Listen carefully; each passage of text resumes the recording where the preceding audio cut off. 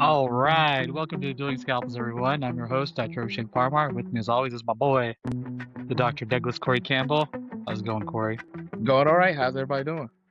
I would like to remind everyone that the views expressed in this podcast are my own, do not reflect those of my employer, University of Alabama at Birmingham. Even though I guess I'm wearing a shirt, so I just realized that. Yeah. I'll just do something like this. I keep trying to ask around UAV, like, hey, what are the implications of this podcast? And no one really seems to know or care. They're like, it doesn't matter. You're not famous. You can do whatever you want. You'll find out in 3 to 6 months what the implications are. Yeah, exactly. Like, oh, hey, we don't want you to be doing this. This is bad for the brand. So, anywho, so how are things going for you up there in Boston? Going all right, man. Can't complain. Weather's still great up here. I gotta say, you're looking kind of jacked, my friend. What's the, what's the secret sauce? What are you doing? I'm doing a fair amount of about 4 or 5 days a week, 4 days a week at least. Cardio and weightlifting, man. Getting in the gym, living with the LA fitness crowd, which is always an interesting bunch. I mean, I go to the gym and I'm the same. So 4 days a week, You don't go making to the no gym though. gains. You go to the Y, which is a little bit different than actually going to the gym. Bro, how dare you? The YMCA is going to be one of our future sponsors. What's wrong with the YMCA? I think the YMCA is fine. I just how many guys ripped out of their mind, obviously on steroids, do you see there? Is that, is that the benchmark for a good gym? You need to have You gotta steroid have at least a users? few guys there that you like, hey, I wonder, I wonder. Like I'm not saying that they're all doing that, but I'm saying you gotta have a few guys where you look at them and go, I don't know. The Y is very much a middle age, like fellowship fitness place. Yeah, that's what I like. That's what my ego needs. When I go to the Y, it's like senior citizens and high school kids. So that puts me at least like somewhere near top dog status. Every Well, like once I in a s- while, there's a guy who's actually in shape. I'm like, oh, here you go. You could, well, well, like it's I your said, machine. LA Fitness is like every man's gym, so it's not like it's you know some kind of a bastion of like poshness, but you do see these guys that make you like get motivated. You see these guys in their 20s and 30s who are just like, deadlifting and squatting. You're like, yeah, I'm not doing that, but I'm really, really motivated now that I've seen you do it. Yeah, that's true. Maybe I need to change. I need to change my landscape. All right. So what are we talking about today? We're talking about leadership in the world. Sure. I'm reading a book. So all my topics come from whatever book I have, so that way I can seem like I know what I'm talking about for the pod. Well, it's funny because I think I brought this up to you before, and you're like, I don't have any title, or I'm not a leader. But I take it, do you stand by that statement, Dr. Campbell? I don't consider myself like a leader in the traditional sense in the surgery landscape. That's more academics. That's more your speed. Well, I mean, I was thinking about this when you said that, because I think all surgeons are leaders by definition, whether you want to be or not. You know, when you take someone to the operating room, you become the person in charge of that whole landscape. So I think it's worth discussing, and I think it's going to kind of mesh mesh well with our shtick about talking about what it's like being a surgeon and things. So I thought I'd ask you this first, because I think it's not something that, I don't know, it's not immediately apparent. You don't think about being a leader. You're just trying to get your work done, get your day Uh-huh. over, operate on this human being, figure it out, take care of them. But I was thinking about it. Do you think being a surgeon makes you a better leader or a worse leader?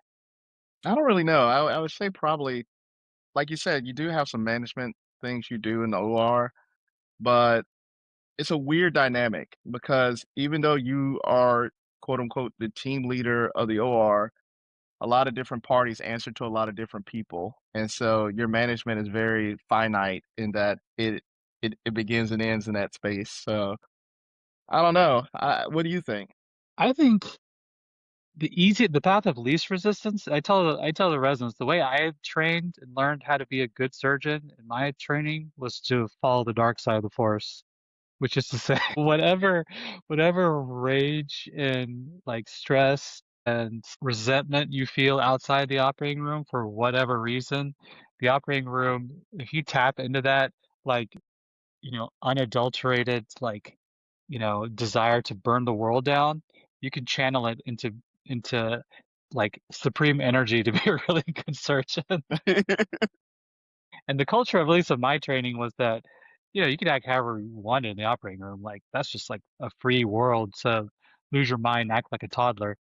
I don't know how you felt, but I think that, and I think that's a historical paradigm for a lot of training pathways, which is I'm going to make you so angry and hate the world around you so much that you're going to prepare and work harder and study and become better at this craft. And I remember being on my transplant surgery rotation, every time I would tie a knot, they would, every single thing you would do, they would yell at you for literally the entire procedure.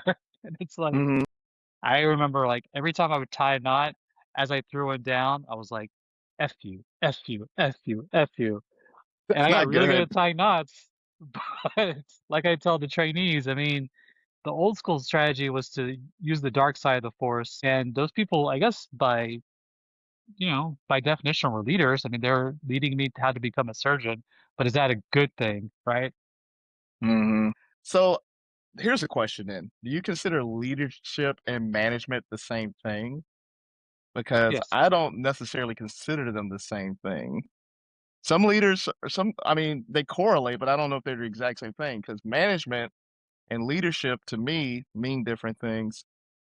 And I'll go through why it's like that. Like a leader is like, somebody who leads by example, somebody who leads by like commands and everything. Management is all about getting personnel to do or to optimize personnel to do the best they can.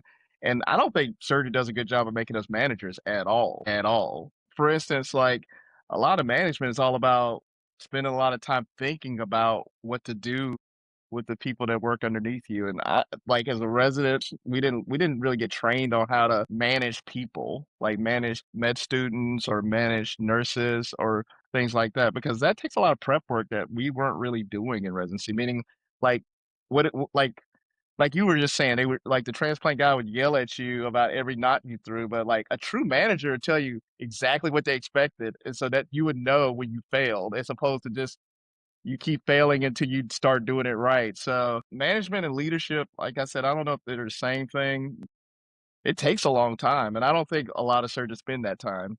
I mean, we're not talking to the emergency room doctors and the radiologists and the anesthesiologist about exactly how everything's going to flow for every case. I mean, we sometimes do that, and we probably should be doing that, but we more or less expect the people on the other end to know what we want them to do, which is not really great at management. Like, meaning, well, you should expect that I'm going to be doing X, Y, and Z. But yeah, old school, I don't think, I think you were just expected to do your job, and nobody ever told you what your job really was, and insanity ensued.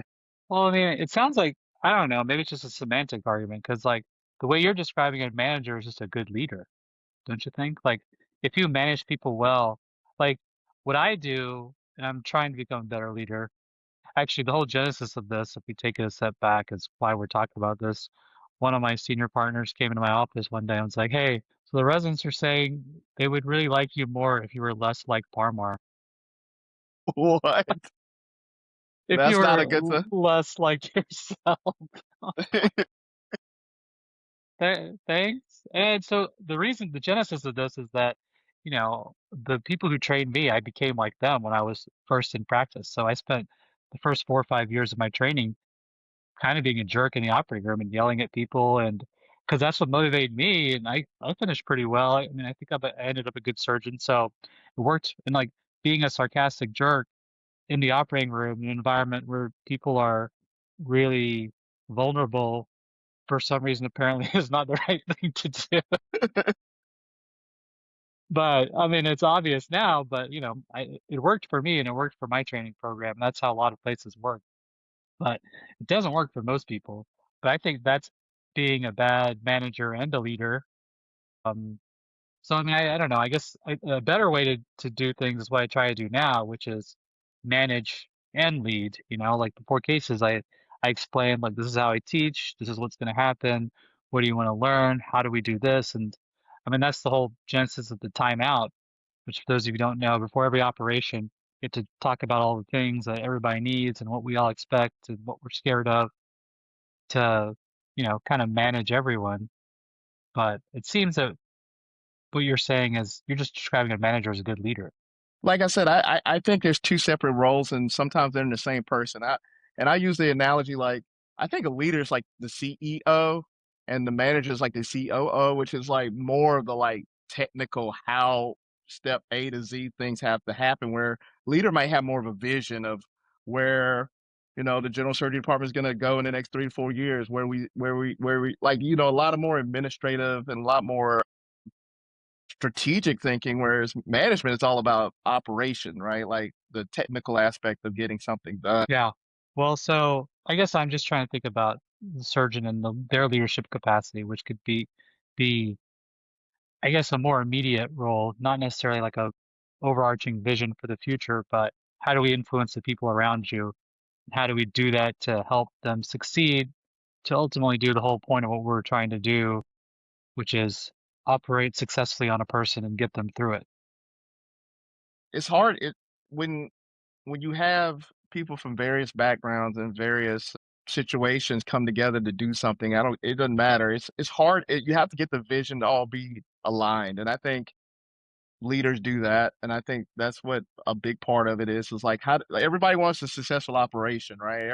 Everybody from the medical student all the way up to the surgeon wants this operation to be successful. But what does that look like? Some people don't have a vision of what that looks like.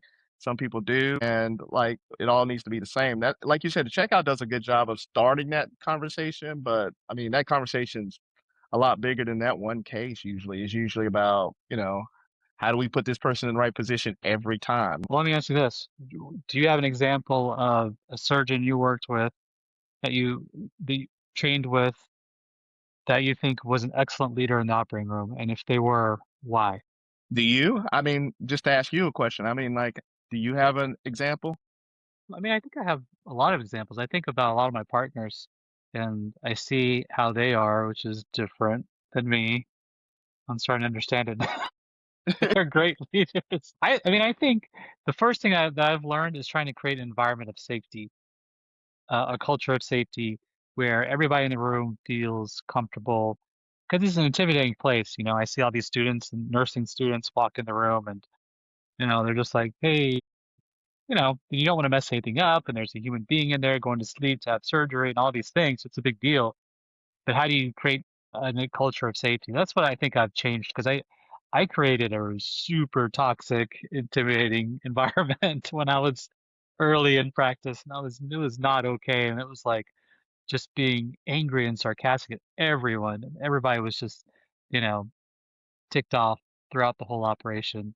So I think doing the reverse is key, and it's the one I think reproducible characteristic in surgeons that are really well respected at my institution is that they do that. And everybody's different with like how they teach or more details, but the overarching theme I think is creating an environment of safety, whether it's by cracking jokes or just being ridiculously patient or whatever. I just act like ridiculous and just crack jokes and ask everybody their favorite colors. But what do you think?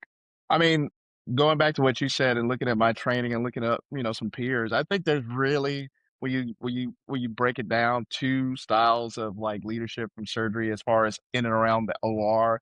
There's the more type A and the type B. And type A is just very meticulous. Like everybody knows exactly how they want to do things and what they want to do. And they've spelled it out to anybody who walks in the door. So like they almost have like a program that like other people can start expanding out to other people like, oh, you're going to Dr. So and so's room.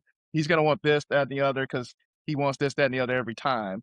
And that works, except when it doesn't work because maybe there's situations where your meticulous routine doesn't fit the bill. So, but it does have its positives in that people kind of know what you want to do as soon as you hit the door. Type B is really like being comfortable with the staff and the people around you. And so that when somebody comes in that OR, they feel like they're part of this team. And so they're all working hard to make you look good because they like you and they like you to be in a good position. And that kind of, you see that a lot. I remember there's a trauma guy who, he was, you get these trauma cases and people would just be like so enthusiastic about helping him. Like anytime he says something, they run and go do it. So, but he had built that over time, like people trusting him to do the right thing. So that's more of a laid back way. I mean, it's not laid back in that they're not making decisions or making management things. It's laid back in that they ask, people do, and there's not a whole lot of like animosity towards the command structure. Like I think those are the two main ways, though. It's either surgeons have a very particular list, or they have a very particular group of people they work with that they work well together in a group in a team like environment. It's like it really breaks that way to me. It seems that that's that way, and both of them are pretty effective, and they're pretty much the way I've seen it work. I don't know. Yeah, well, I mean, I think we're kind of saying we're saying different versions of the same thing, you know. And what I say is an environment of safety. You feel safe when you know exactly what you're getting into when you walk in the operating room. You Yeah. know, like everything is predefined. You know exactly how it's going to go. Like that creates comfort, and then having rapport and kind of being kind of kind. So you're type A, type B. So I was right. Basically, if this was a competition, my answer was There you go. There you go. Dr. Jenny Kim Page, who, by the way, is part of our two most successful episodes by far. I Of look at the course, man. viewership for like there's this curve of like Jenny Kim episodes are up here, and then ours, just the two of us, are down here as far as viewership. Maybe we should just have it. Maybe she should do the podcast by herself, and we just sit around I mean, and she applaud her definitely has the Midas touch, right? Like everything she touched turns to gold. So everything. Well, I mean, it's excellence, right? Like it's just that. I mean, you know, going to the Dr. Jenny Kim Page when we were in med school, y'all didn't hear the other episode, would just go to the Anatomy Lab by herself in the middle of the night while the rest of us were drinking beers somewhere watching TV. Literally, that's literally what you and I were doing. we were probably watching the reemergence of the Alabama football team from the ashes because I think that's the beginning of the Nick Saban era. Oh, So that's right. many Yeah, a now Saturday is probably spent doing that while she was in the lab. we're on the other side of all that now. That could be a whole other episode. Well, so anyway, my senior partner came into my office and gave me this book. She's like, "This is Inspire by Dr. Adam Galinsky. I think he's like what are the social psychologists? That's the word for these people. But anyway, super fascinating book. Even if you're not like in a leadership or a leadership role per se, just like understanding what motivates people and how to like if you're any sort of capacity where you interact with other humans, like there's so many great examples. But like on the very first page, it's a fantastic story. It tells about this airline pilot, Captain Tammy Joe Schultz. She was flying the Southwest Airlines flight 1380. I don't even remember the story, but it happened several years ago. And there's a huge crash. One of the engines exploded and it blew through a window on an airplane. And immediately a person got sucked out. I don't know why I'm laughing. It's horrifying. But got sucked out into the window and dead immediately. But the cabin pressure drops. The plane is completely losing control. And so wild circumstance. So Not Captain Tammy ideal. Joe, not ideal. Captain Tammy Joe Schultz turns to the co-pilot, kind of gives him the look like, this is bad. We got to deal with this problem. Lets them keep control because they had control of the plane at the time. And kind of gave, nonverbal was like, you need to handle this well. I'm gonna do all the other things. And like with like just this calm, cool, like it happened every day of her life sort of attitude, did all the things, and technically did everything perfect, and lands the plane, saves everybody on the plane. You know, if you review, I don't know enough about flying, but apparently this is like almost certainly a crash, a fatal crash if this happens. So she does all the things, and she's cool and calm and collected. I think everybody gets that part of it, but the part that struck me is that while all this was going down, and all the people are freaking out. They're like signing up for Wi-Fi, telling their family like we're dead, I'm dying. Love you guys, So, but the thing that struck me, the number one thing she did was while this is happening, she got on the intercom and said, "We are not going down. We're going to Philly." And that Wow. one thing, right? Wow, like that, just that one simple act, like changed everybody's perspective and the whole environment. Uh, And so the guy goes on, he has this idea that good leaders are visionaries, they're exemplars, and they're mentors, which is a lot of, I mean, it's whatever terminology, but a good leader has like you said, a vision for where the group is going. They model the behaviors you want to have, and they elevate people and they help them. But I think what we were talking about before kind of encompasses those three things. So if you think about good leaders, like you said, the type A personality, like having a plan, having a vision beforehand, they're exemplary in what they do. They're crafty, and by predefining everything, your type A person is mentoring people, and then your type B person, their vision is just that things are going to be fine. We're all friends here and, everything's okay. And they model just like being fine with things and calm, like the trauma guy you're talking about. That's why people probably like them so much, Then he mentored them by treating them as equals. So it's an interesting sort of paradigm. Well, not to take away from the type B, because the type B is a lot more nuanced and it's a harder thing, but it's more psychological, right? Meaning like there is an inherent trust in that individual's competence and ability to handle problems, aka they're cool under pressure because they're cool in general. Like it's not like they don't really care what's going on. It's just that nothing rattles them and people feel comfortable relying on them and putting them in a leadership kind of situation. That's what I kind of meant. I didn't want it to be like, oh, they're just kind of like the Big Lebowski, like just kind of like whatever, man. Like, nah, this is it's more of a organic team. Interpersonal relationships lead to better outcomes kind of situation as opposed to this is your job, this is what you do, and this is what he does, and this is what that person does, and if we all do it, we'll come out ahead. Like I don't know, like Yeah. I don't think you meant it like type A is the best and type B. I think it's just the terminology, but it's interesting. It's all different ways of talking about ultimately the same sort of circumstance. So the book also gives an example of a terrible leader, and this I mean I don't know why I like laugh, but I think if I don't know when I hear sad things, I think you can either laugh or cry, and I just laugh because it's so over the top ridiculous. So I didn't even know about this in 2012. The Costa Concordia is this huge cruise ship, and apparently they struck this reef, and a huge hole tore into the ship. The ship starts going down. Captain Francesco Schettino did the exact opposite of our friend Miss Tammy Joe Schultz, who's a hero by any measure. So he calls, and they have I mean, so he calls. There's a Mayday alert and everything, and so this is all a recorded line of him talking, and they're talking to the rescuers, and this the captain's like, "Yeah, this is the captain. I'm on a rescue boat, and I'm leaving the ship." He jumped on a rescue boat right away and abandoned the entire ship. He was like the first one off. So wow.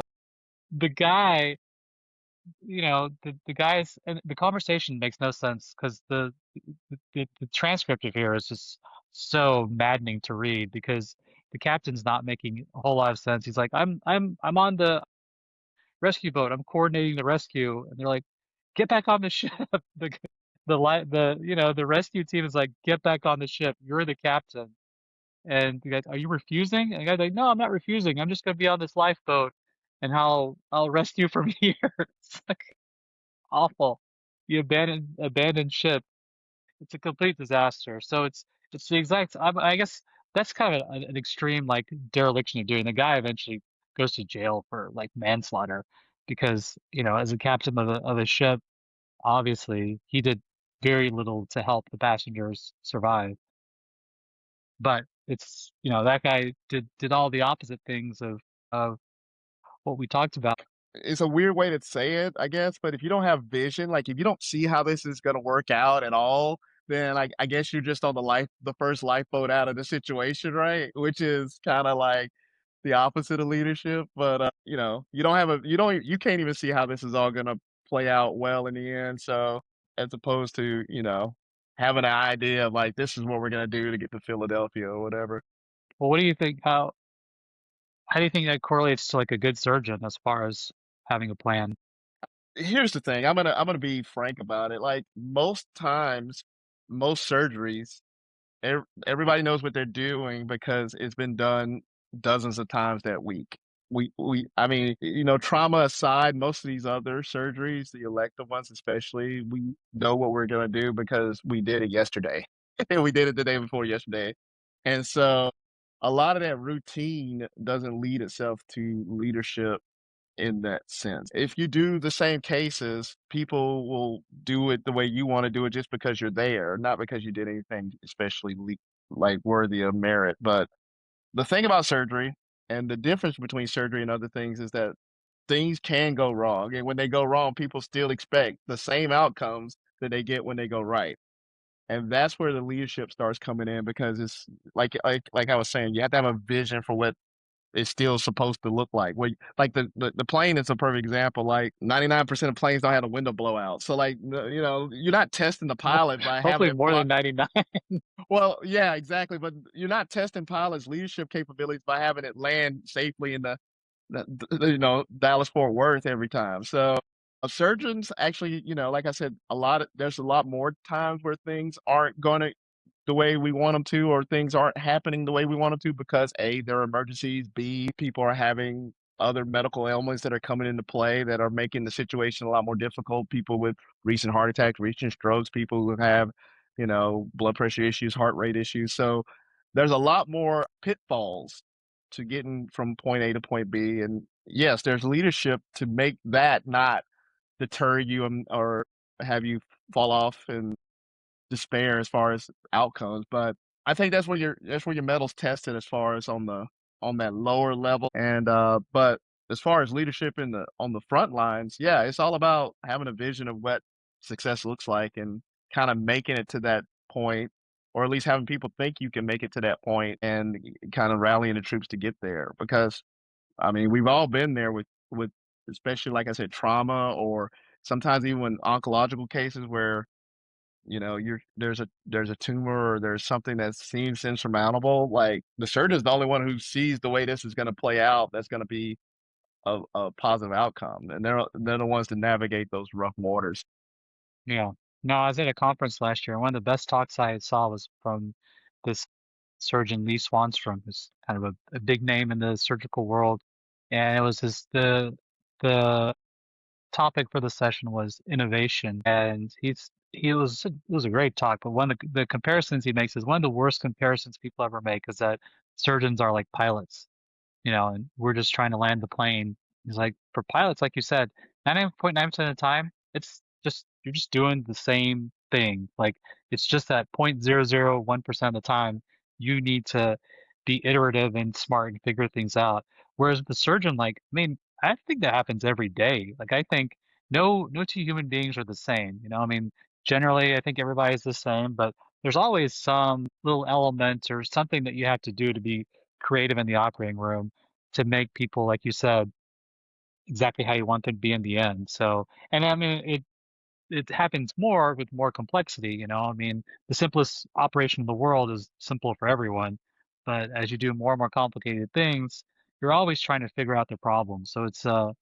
very different sort of circumstance. Like you said, that's where like leadership comes into play. I mean, everything's easy when it's just simple, right? But Yeah, when complexity comes into play, that's when real surgical leadership needs to take hold, right? yeah. Like I said, it's easy to be, you know, like you just like your example from the book. It's easy to be a Carnival cruise captain when we're sailing to Tahiti and everything's going well, but when the boat has a gash in it, that's where they pay you the money for, right? Yeah. So is authoritarian leadership sometimes appropriate in surgery?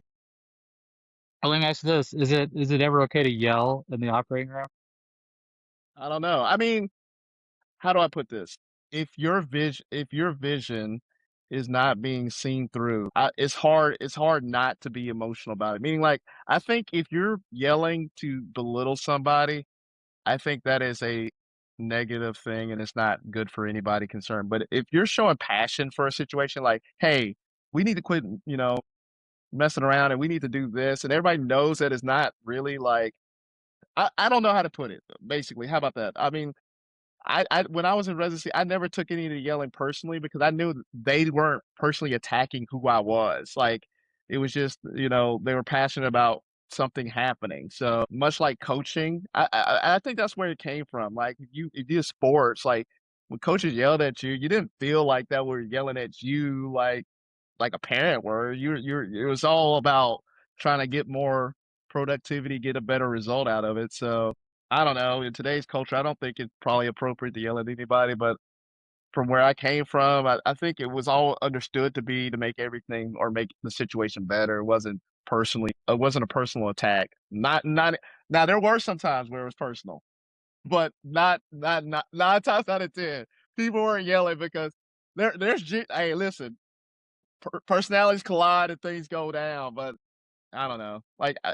For me, like it does yelling is not really my style, so I personally don't do a whole lot of yelling and I screaming. don't think I've ever heard you yell. I mean, you talk loudly when you're like animated, but I don't know. Maybe when we had to set up the podcast lights last time, there was some yelling. But But like I said, I think it's all about context. Like if you're in a if it's a high stress situation, not being yeah, emotionally well, invested is kind of weird. here's the example I'll give. So I read, all I do is try to self-help myself because I'm broken, like I've said before. So I read this parenting book by Dr. Becky. I don't even know her last name, but she goes by Dr. Becky. Also, sidebar, should we go by Dr. Abhishek and Dr. Corey for the pod, or are we anti? I don't. It's like you okay, Yeah, we won't. Never mind. whatever you want to do. If you want to do that, I'll call you Doctor Abhishek, and that's what you Anyway, like. she's this behavioral psychologist for kids, and so because I want to be a better dad also. So anyway, she gives another airline example. So if you're on a plane and you're in a vulnerable situation, like the plane is going through some turbulence, things are scary and whatever. So if the pilot, again, not Tammy Joe Schultz, my hero, gets on and starts screaming, like, everybody just sit down, like, stop it, like, like, buckle your seatbelts, like, you know, you're not going to feel great about that situation. But the pilot's like, all right, hey guys, we got some turbulence, but we'll be all right. Just want to get some seatbelts on. All right, bye. So it's an analogy is as a parent, when a child is triggered or scared or confused, you screaming at them is not going to help their circumstance. They're not going to feel, oh, good, like someone's yelling at me now. And I think that analogy holds for any human being. Like I think you can adapt to it. Like I'm not an athlete, as you can clearly tell, but I've trained a lot of trainees who were collegiate athletes, and they're like, I play collegiate soccer. Like, just yell. I don't care. Like, you can adapt to it and learn, like you said you had.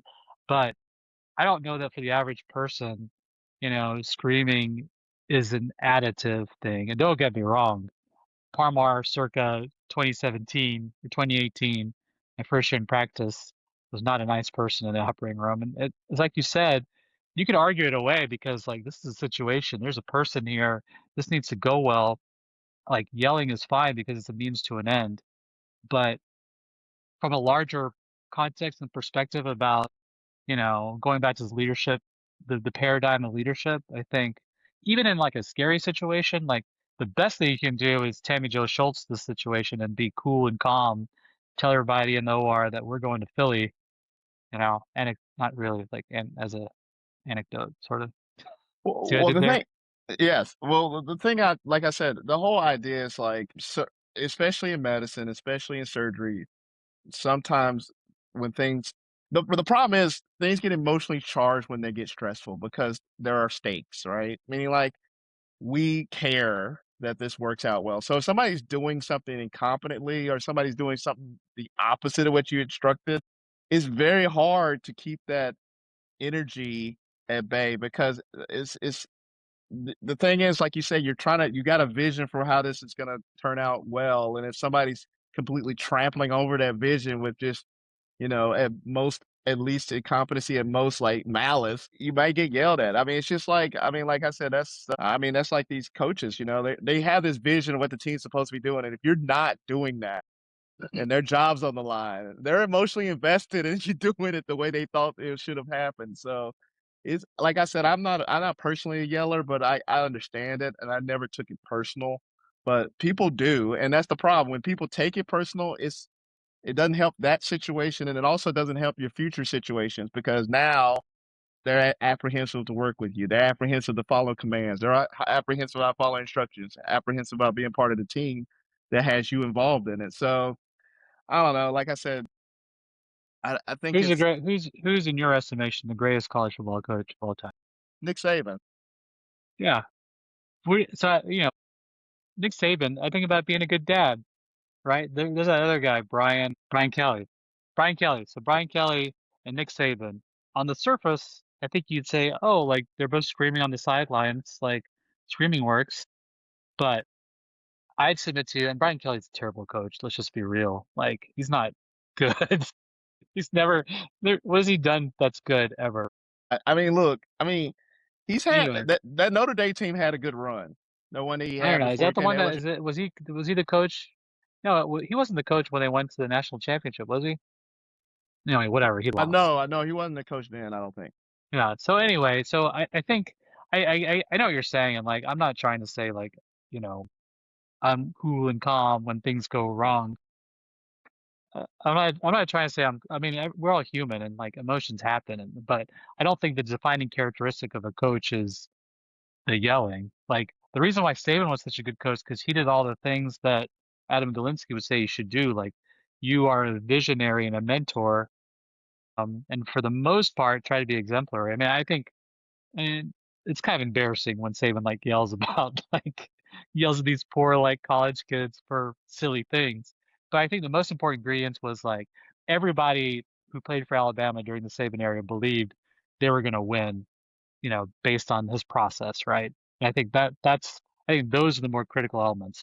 I guess we're showing our regional influence by relating everything to college football, but he was very type A. He was very meticulous and very open about what his expectations were. And so that mean everybody knew what time it was. Like everybody knew what they were supposed to do, what it was expected of them. They knew where he was going to be, when he was going to be there. And as a result of that, like they knew he was going to blow up when he blew up. Like they already knew that it was coming because they already knew what the expectations were. So like you said, he did raise the level of expectation, but he also very clearly defined what he expected them to do, like day by day or week by week. And like from coaches to players, everybody knew what the expectation was. Right. So That's I the think difference that's between him and Brian Kelly, right? I mean, Brian Kelly just get mad at his players for being bad. Like you can't be better than how you are as a football player. Like he had bad quarterbacks that like screwed up, and then I think it's a very very different indication for the tough love, or whatever you want to call it. well, like I said, if you have expectations and you like the whole idea is like how do you get there? Like if you give people the steps to get there, then you got something to measure them by. Like you said, yelling at somebody for not tying knots and not teaching them how to tie knots is just silly. That's what you said was happening. But if you teach a person to tie knots 4 days a week, every at 10 o'clock every day, and then Saturday night they decide they don't know how to tie knots anymore, well, maybe you got a case to give them an earful about what do we do all week. All right, So you gonna do rapid fire? sure. All right, rapid fire. Are you born a leader, or can leadership be taught? Oh, leadership can definitely be taught. Yeah, obviously. I mean, I think hopefully I'm becoming an example of that. I was the worst. I'm looking around thinking, man, how come no one loves me here? Like I'm killing it as a surgeon, but when you're No, I sarcastic, like no one wanted to be my, actually, when I was early on in my practice as a surgeon, like the OR techs would like fight each other to not be in my room, which is hurtful. Now that I heard about that, but now they actually fight to be in my room. So it's kind of a nice, as I've, learned. Again, it's just leadership. So the other thing is like it's a skill. It's a everybody has the way you become a leader may be different, but it's a skill. Like it's like public speaking, right? Like you only get good by being in that position multiple times and then feeling very comfortable with it. But some people take to it better, but I don't think they're yeah, born I mean, leaders. you take the Saban example is a great one. His lineage of coaches, like what are there, like seven coaches out there that are Mm. having winning college football teams that all worked with Saban, right? I mean, it's not an accident. Like they learned from him, like his ethos and that culture. And if you copy that enough, you do it, right? So would you rather be loved or respected? there's a real answer, and then there's the answer I'm going to give you, which is the real answer is to be loved, but the right answer is to be respected according to Machiavelli and everything you ever heard, because that's what everybody says, right? What do you think? Wait a minute. You're gonna have to educate me on the Machiavellian perspective. I mean, I would rather be loved too. The Machiavellian ones. Would you rather be loved or feared? And the idea is you'd rather be feared because you know what people are going to do. Whereas when people love you, you don't know exactly how they're going to respond, so you can't. It's better to be feared than loved. And so it's better to be respected than loved because, again, like, you know, that's the idea. So it's very Machiavellian in that it's all about responding to people's response to you. But with that being said, I don't, you know, what do you think? You said love. Yeah. Yeah. Well, I think it's human nature, right? We're just softies out here in the world. Would you rather be a brilliant asshole or a mediocre nice person? Hmm. I guess a mediocre nice person. Yeah, that kind of goes along with being loved. Me too. I Well, agree. the reason I say that is being a mediocre nice person is nice is how you feel. I would say if you're nice, if you feel like you're a nice person, that's self-affirming, which is better than being an asshole no matter what the other talent qualifications come by, right? Meaning like it's just not I don't think it's fun to be like I don't think it makes you feel good. So if you Oh yeah, it's if you toxic. lose a little skill because you're just a nicer guy, I mean, I think you're gonna be a happier person. You know, like Yeah, I'm I being mean, and I mean, in the thought exercise, yeah, for sure, right? I agree. Should residents call attendings by their first names? no, I no. agree. The reason I think so. Go ahead, you go first. there's a couple of reasons why. Number one reason is if somebody like the between age gaps and gender relations, having that line where certain people get certain specialized treatment to people and others don't. Like if one person is calling you Dr. Parmar and the other is calling you Abhishek, that's I mean, who's doing what and when? And then the opposite, like I said, the other problem is I don't know. It's a chain of command kind of situation where it's like I don't know, give Yeah, people their I mean, I proper think, respect.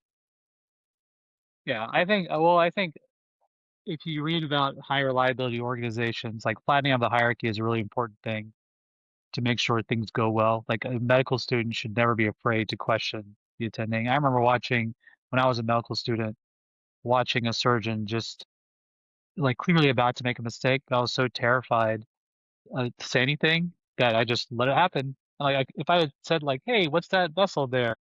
I could have prevented it. But so finding the hierarchy is always good to a degree, but ultimately the attending surgeon has the most wisdom and experience and skill. And so I think it's an important barrier because the other thing to know is like, you, in the workplace, like there has to be some kind of professional barrier. It's nice that we can all be friends, but ultimately there needs to be this barrier that like I'm kind of your boss, right? Well, like I said, I don't know. Like it's you err on the side of being formal, like meaning like I don't. I mean, there's too many workplace like miscommunications about roles and like interactions and we're Yeah. post Me And I agree Too. it's I gendered don't too, know. right? I don't. We're post Me Too. I don't know if you need to be letting people call you, Big Papa or whatever. like in the I did try to get everyone to call me Turbo in the operating room, but it didn't work. yeah, like All I right. don't know if you want to be getting called nicknames in the operating room. I think that's probably gonna lead to HR calling you momentarily about it. No, one of our the scrubs in the operating room is going to HR school. So I asked her, am I a case study? Am I going in your HR handbook? And that's like, hey, if I said this, would that be an HR violation? She's like, stop. It's not, we can't play this game. And Yeah, here, yeah, on that yeah. note, let's wrap this up. So thanks for talking. Hey, I asked an AI to do the clashing scalpels, and it's a very sad Slow scalpels motion. kind of, yeah, slow motion laying at each other. I'll So wrap that up instead with of this. dueling scalpels and they're making out, they're necking scalpels. They're like slowly coming together, like